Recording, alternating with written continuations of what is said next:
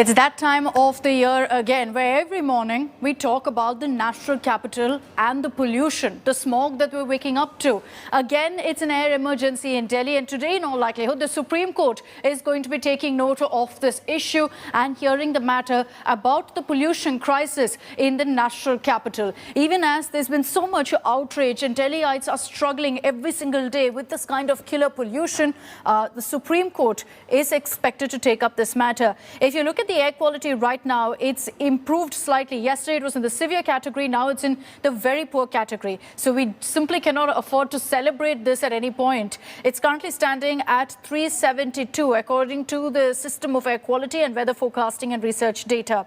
Delhi's air in most parts has dipped to the very poor category. The air quality is still in the severe category, which is worse than very poor in the Delhi University area. The Delhi government has called a meeting of all departments at noon to discuss ways to reduce Delhi's own share of pollution. The Delhi government has so far blamed neighbouring states for the rise in air pollution, saying it's because of the rise in stubble burning incidents.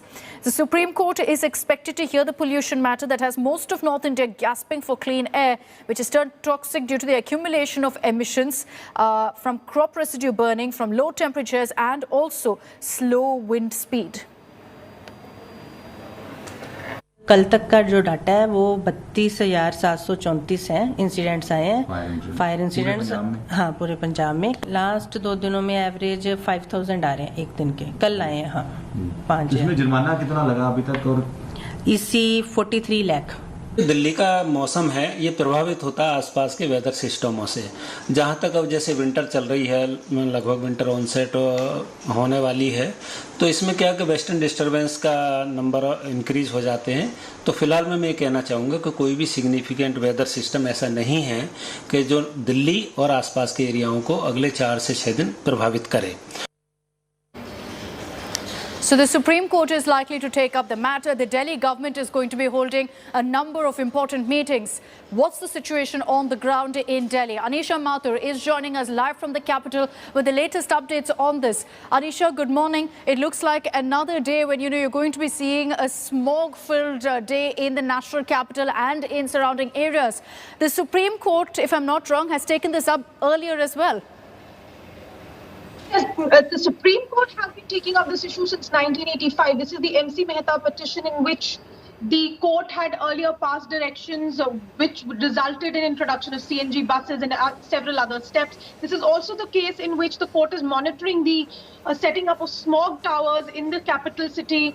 It is monitoring how BS6 vehicles are being introduced in the capital so that the vehicular pollution is reduced.